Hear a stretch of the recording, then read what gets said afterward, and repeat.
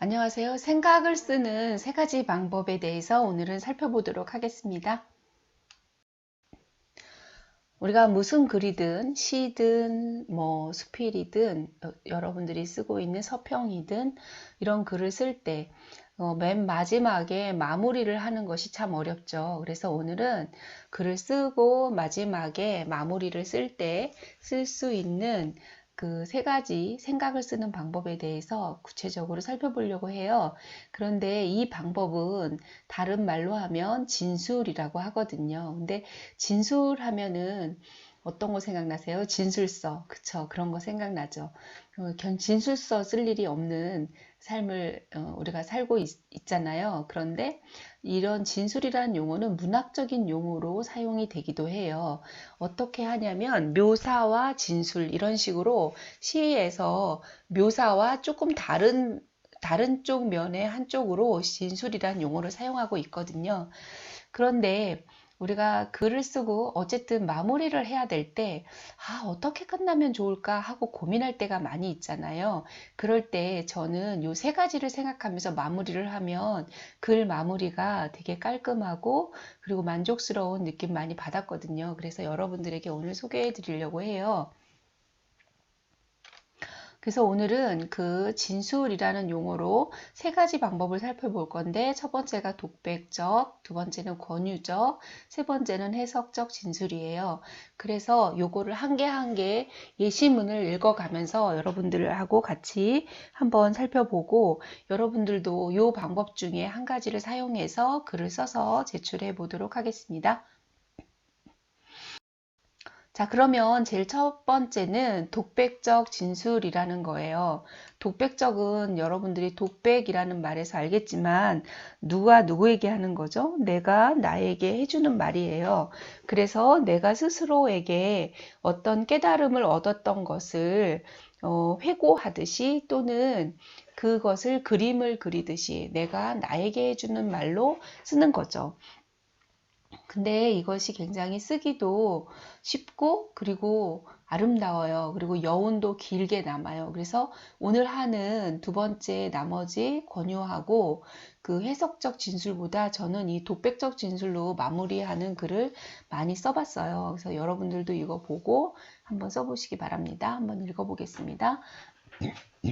글과 글쓰기는 엄연히 살아있지만 글씨 쓰기는 광속으로 사라지고 있다. 글과 글씨 사이의 연관이 희미해지고 있다. 하지만 저 무지막지한 소멸의 속도를 줄일 수 있는 방법이 있다. 김영태 선생의 옛 명함에서 힌트를 얻었다. 이름만큼은 인쇄를 하지 말자. 그것이 이 디지털 무한복제 시대에 대한 최소한의 저항이 아닐는지. 가을 늦은 밤 오랜만에 만년필에 잉크를 채운다. 천천히, 아주 천천히. 이렇게 혼자서 자기가 자기에게 말을 하는 듯이 쓰는 것, 요거는 이제 이문재 선생님께서 쓰신 그 바쁜 것이 게으른 것이다 라는 수필집에 있는 편인데요. 요런 식으로 그 마무리를 하면 독백을 하면 하는 듯 하면서 굉장히 아름다운 마무리가 되죠. 다음에는 2000년대 첫 설, 부모님과 장영이 안 계신 첫 설이다. 다 가셨나 봐요. 예. 나를 기다려줄 그 누구도 없는 섣달 금음. 이제 내가 기다릴 날만 남아 있는 것인가? 이제 내 삶이, 내가 존재하고 하는 지금 여기가 고향이 되어야 한다는 것인가? 그래서 저도 2018년도에 아버님께서 돌아가셨는데 저희 아버지가 이제 어머니는 2016년 돌아가시고 2018년 돌아가시니까 명절이 되니까 갈 데가 없는 거예요. 그래서 기다려주는 사람이 없다는 게 얼마나 큰 그 허전함인가라는 생각이 들어서 이 문장이 문득 저에게 다른 느낌으로 다가왔거든요. 그래서 내가 이제 고향이 돼야 하는가 이렇게 내가 나에게 회고하면서 말하는 것 이런 게 독백이죠. 자, 이거는 이제 에세이집으로 굉장히 이름이 알려져 있는 이병률 선생님 작품인데 내 옆에 있는 사람. 여기는 이게 쪽수가 없어요, 이 책이. 그래서 제가 중간쯤이라고 했어요. 그래서 여러분들이 혹시 찾아보고 싶으면 이 책을 펴서 이렇게 중간쯤 펴가지고 뒤져보시면 나와요. 서해 바다에 살고 싶은 이유는 그곳에 노을이 지고 있으니까 라고 누군가에게 문자를 보내고 싶었지만 어디에 두었는지 보이지 않는 전화기를 찾지도 않았다. 노을이 지고 있었다. 서해 바다였다. 이렇게 여운이 있는 마무리가 될 수 있죠. 시를 뜰 때면 우리 몸 안에 어떤 물질이 생겨서 그게 개울처럼 흐른다.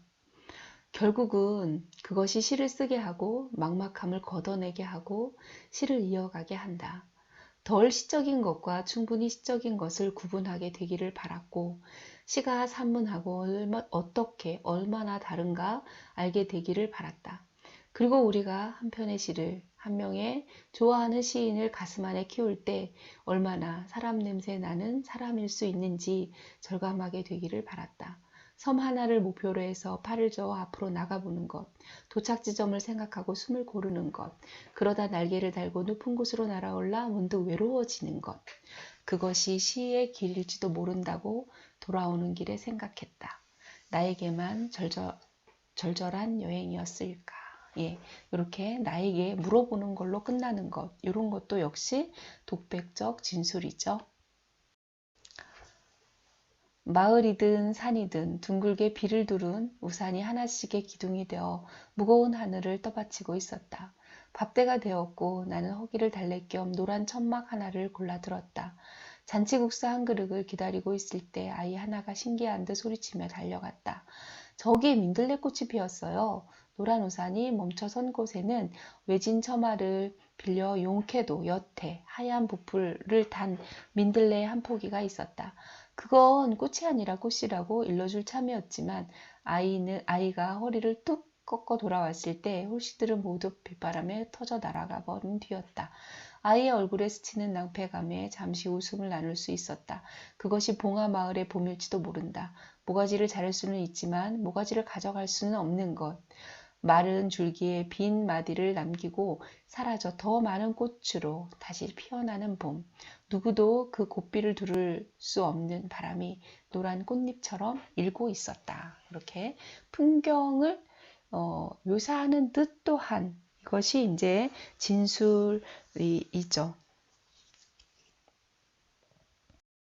자, 그 다음에는 이제 권유적 진술에 대해서 한번 살펴보겠습니다. 권유는 누군가에게 무언가를 권하는 거죠. 그래서 시에도 이렇게 권하는 시가 있고 권유적인 진술이 들어가 있는 시가 있고 그리고 많은 수필들에 굉장히 많이 있습니다. 이게 권유한다는 것은 우리가 어떤 행사를 할 때 기념시 같은 거에도 굉장히 많이 나오고요.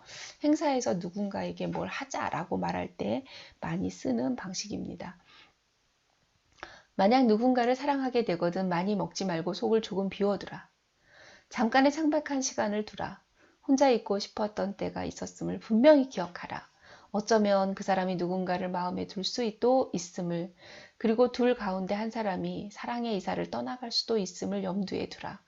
다 말하지 말고 비밀 하나쯤은 남겨 간직하라. 그가 없는 빈집 앞을 서성거려 보라. 우리의 만남을 생애 몇 번 안 되는 짧은 면회라고 생각하라. 만날 때마다 선물 상자를 열듯 그 사람을 만나라. 만약 누군가를 사랑하게 되거든. 저는 여기 진한 글씨로 돼 있는 누군가를 만날 때마다 선물 상자를 열듯 그 사람을 만나라. 이 문장이 제일 좋은데요. 예.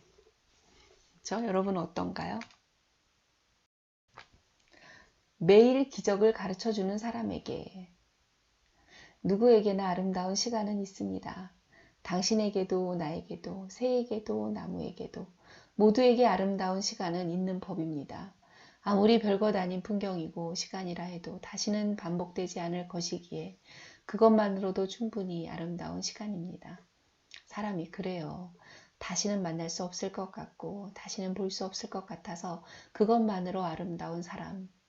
나에게 그만큼인 사람이 바로 당신입니다. 물이 닿은 글씨처럼 번져버릴까? 혹은 인연이 아닐까? 나는 목이 마르고 안절부절입니다. 부디 내 옆에 있는 사람이 되어주세요. 이 간절함으로 그래도 된다면 당신을 세상에 고소할 것이고 나는 세상이 당신을 가두어 놓은 아름다운 감옥으로 이사할 겁니다. 그러니 내가 밑줄 친 사람이 되어주세요. 어떤 일이 있더라도 감히 당신에게 그어놓은 그 밑줄을 길게 길게 이어갈 것입니다. 아름다운 문장이죠?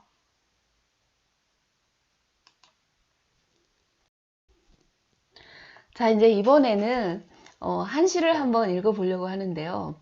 하늘이 수를 사랑하지 않으면 주성이 하늘에 있지 않을 거고 땅이 수를 사랑치 않았다면 땅에 주천이 없었으리라. 하늘과 땅이 모두 수를 좋아하니 술 사랑하는 건 부끄러울 게 없도다. 옛말에 청주는 성인과 같고 탁주는 현인과 같다고 말하였다네. 현인과 성인을 이미 다 마셨으니 어찌 반드시 신선이 되길 바랄 것인가. 석잔술을 마시면 대도에 통하고 한말술을 마시면 자연과 하나 되는 것이라. 오직 술 마시는 자만 취응을 알 터이니 깨어있는 자들에게는 전하지 말지어다. 네, 깨어있는 자하고 말하지 마라. 이런 대목이 이 권유적 진술에 해당하는 거죠. 다음에 정말 재미있는 칼럼이 있는데요. 제목이 아침에는 죽음을 생각하는 것이 좋다. 이렇게 무서운 제목을 붙인 그 김영민 교수님의 이제 에세이집인데요. 이 에세이 전체가 정말 생각이 하나하나가 재밌고 그리고 이렇게 보다 보면 이렇게 막 웃음이 나와요. 그런데 내용이 정말 깊이 있어요. 그래서 제가 좋아하는 그런 글인데요. 요거는 제가 여러분들 그 자료에다가 전문을 하나 올려놓고 그리고 나머지는 여러분들이 이제 이 글을 읽으시고 나머지 책이 아마 되게 궁금하실 것 같아요. 특히 이 책에는 어떤 게 있냐면 주례사가 아주 압권이에요. 주례사가 우리는 보통 어떻게 사랑하라고 하죠? 네. 외모를 보지 말고 서로 마음으로 살으라고 하는데 이 주례사 아주 신랑 신부에게 말하는데요. 재밌어요. 근데 여러분들이 이제 이거를 읽고 재미있다면 이 책을 한번 꼭 일독해 보시면 좋겠어요. 아침에는 죽음을 생각하는 것이 좋다. 이제 여러분 나이에는 죽음을 생각하기에는 너무나 이르고 그리고 끔찍한 그리고 생각해 보고 싶지도 않은 저도 나이를 먹었지만 생각해 보지 않고 싶은 그런 거지만 계속 저는 2016년부터 저희 어머니 돌아가시고 그 다음에 17년 우리 시아버지 돌아가시고 18년 우리 친정아버지 돌아가시고 그리고 18년에 또 제가 존경하는 어떤 선생님 돌아가시고 그리고 올해 초에는 제가 그 여러 가지 공부를 하면서 굉장히 저의 삶에 깊이 있는 깨달음을 주셨던 또 한 분의 선생님이 돌아가셨어요. 그래서 계속 제가 최근 한 5년 동안 제 주변에 가까운 그리고 저에게 많은 삶의 지혜를 주셨던 분들이 차례차례 다 가셨거든요. 그래서 저는 아침에 죽음을 생각하는 거 굉장히 좋고 밤에도 한번 생각해 보는 거 내일 아침에 내가 못 깨어난다면 나는 어떻게 할 것인지 그리고 내가 오늘 밖에 나갔다가 다시 영영 돌아오지 못한다면 어떻게 할 것인지 그런 거를 생각하면서 살게 됐어요. 그래서 그리고 한 10여 년 전인데 제 친구가 이렇게 아침에 강의하러 나갔다가 다시는 집으로 돌아가지 못했죠. 그리고 자녀가 초등학교 2학년, 4학년 이렇게 있었는데 예, 돌아가지 못했어요. 그래서 저는 여러분들도 한번 이 죽음에 대해서 심사숙고 생각해보는 그런 시간을 가지는 거 의미 있는 일이라고 생각합니다. 근데 이거는 좀 다른 내용의 추석이란 무엇인가 이렇게 한번 제가 이거 뒷부분에 있는 거거든요. 근데 앞에 거를 다 읽고 뒤에까지 읽으면 정말 좋겠지만 예, 시간 관계상 조금만 읽어보도록 하겠습니다. 추석을 맞아 모여든 친척들은 늘 그러했던 것처럼 당신의 근황에 과도한 관심을 가질 것이다. 취직은 했는지, 결혼 계획은 있는지, 아이는 언제 낳을 것인지, 살은 언제 뺄 것인지 등등. 그러나 21세기의 냉정한 과학자가 느끼게 한 연애편지를 쓰던 20세기 청년이 더 이상 아니듯이 당신도 과거의 당신이 아니며 친척도 과거의 친척이 아니며 가족도 옛날의 가족이 아니며 추석도 과거의 추석이 아니다. 따라서 그런 질문은 집어치워 주시죠? 라는 시선을 보냈는데도 불구하고 친척이 명절을 핑계로 집요하게 당신의 인생에 대해 캐물어 온다면 그들이 평소에 직면하지 않았을 근본적인 질문을 던지는 게 좋다. 당숙이 너 언제 취직할 거니? 라고 물으면 곧 하겠죠 뭐 라고 얼버무리지 말고 당숙이란 무엇인가? 라고 대답하라. 추석 때라서 일부러 물어보는 거란다 라고 하거든 추석이란 무엇인가? 라고 대답하라. 엄마가 너 대체 결혼할 거니 말 거니? 라고 물으면 결혼이란 무엇인가? 라고 대답하라. 거기에 대해 이해가 미쳤나? 라고 말하면 제정신이란 무엇인가? 라고 대답하라. 아버지가 손주라도 한 명 안겨다요 라고 하거든 외로움이란 무엇인가? 라고. 가족끼리 이런 이야기도 못하니? 라고 하거든 가족이란 무엇인가? 라고. 정체성에 관련된 이러한 대화들은 신성한 주문이 되어 해묵은 잡기와 같은 오지랖들을 내쫓고 당신에게 자유를 선사할 것이다. 예. 어때요? 전문 읽어보고 싶은 생각 팍팍 드시죠? 자, 다음은 이제 한승원 소설가죠. 이분의 그 수필집이 몇 권 제가 구입해서 보게 됐는데요. 예, 굉장히 그 많은 작품을 쓴 우리나라의 거장이 남긴 수필집이라서 저는 개인적으로 참 궁금했고 그리고 또 소설가가 수필을 쓸 때는 어떻게 쓸까 그리고 이분이 이제 글쓰기 108가지 비법이라는 책을 썼는데 정말 좋았어요. 여러분 교재로 쓰고 싶을 정도로 참 좋았거든요. 그런데 그것이 굉장히 문학적인 글쓰기 비법 책이다 보니까 또 나름의 교재로 쓰기에는 좀 적당하지 않은 면도 있고요. 그런 면이 조금 있어요. 하지만 글쓰기를 정말 잘 쓰고 싶은 여러분들은 이 책을 꼭 읽어보셨으면 좋겠다라는 생각이 들어요. 요런 마무리, 그러니까 해석적 진술을 하는 거예요. 그래서 앞에는 뭘 권하는 거잖아요. 이렇게 죽음을 권하는 게 죽음을 생각하는 것이 좋다. 이렇게 하는 것이 좋다. 이렇게 해봐라. 이렇게 권유하는데 이런 이제 깨달음의 글들은 해석이 많아요. 근데 그 해석의 깊이가 외울수록 좋을 것 같아요. 우리가 볼게요. 우리 선인들은 쪽빛을 좋아했다. 쪽포를 재배하여 그것으로 염색을 하곤 했다. 쪽은 진하게 하면 감색이 되고 묽게 하면 피치색이 되고 더 묽게 하면 푸르죽죽한 옥색이 된다.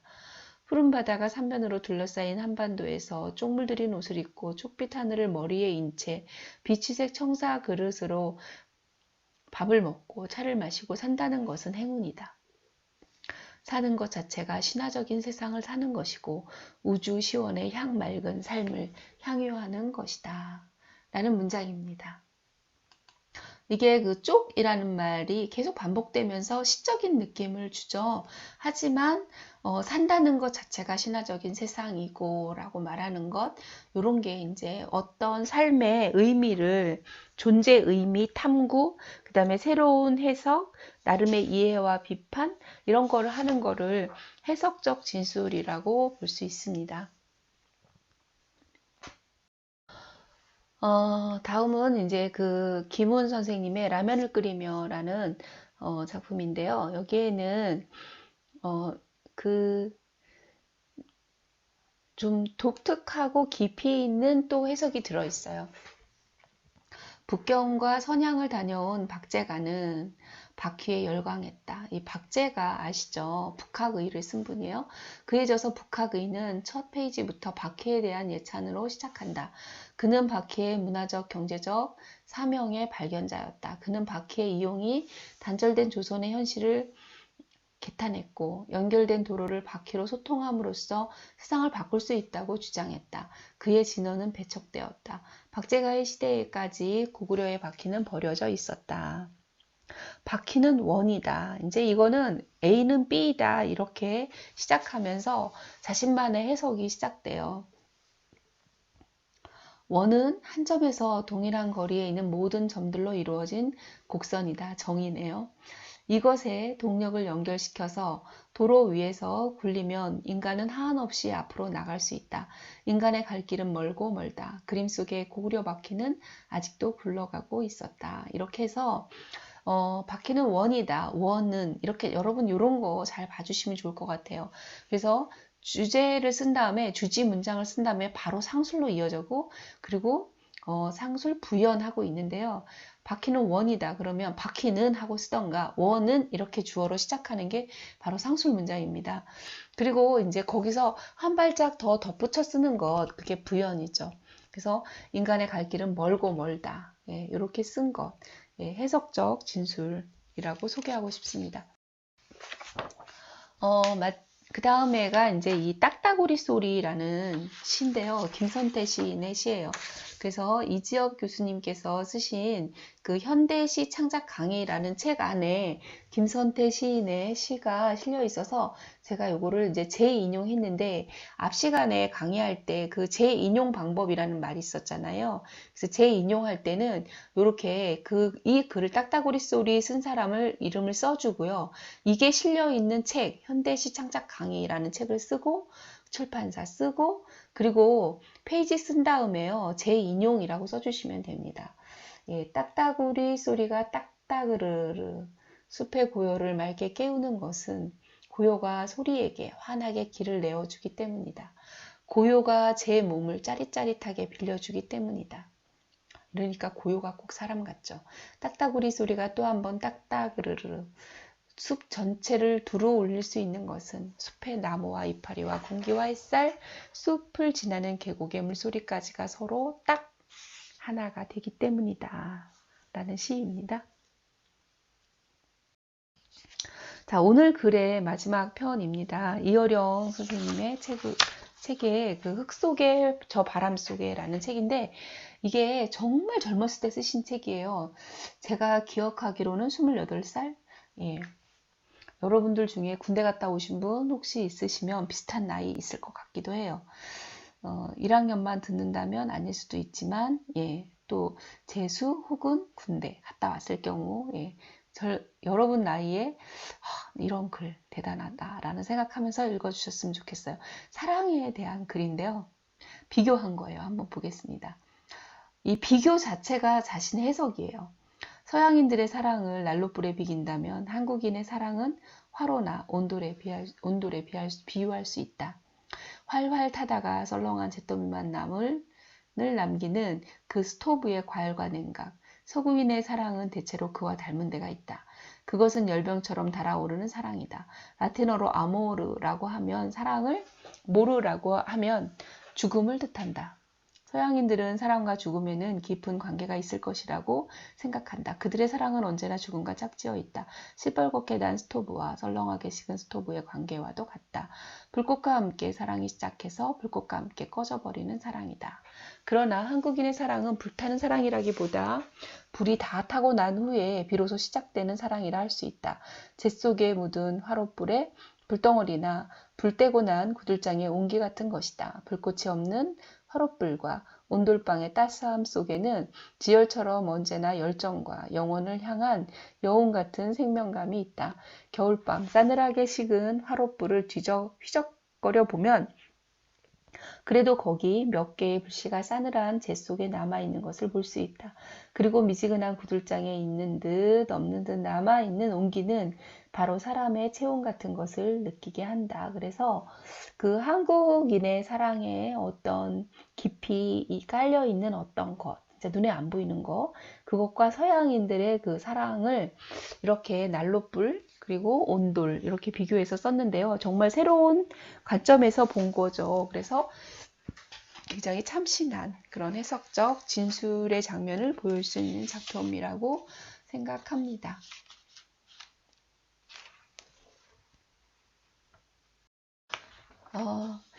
이제 여러분들의 그 과제는 제가 이제 밴드에다가 자세히 올려놓을 예정입니다. 그리고 이제 다음 시간에 또 다른 우리 계획 안에 있는 것으로 만나도록 하겠습니다. 고맙습니다.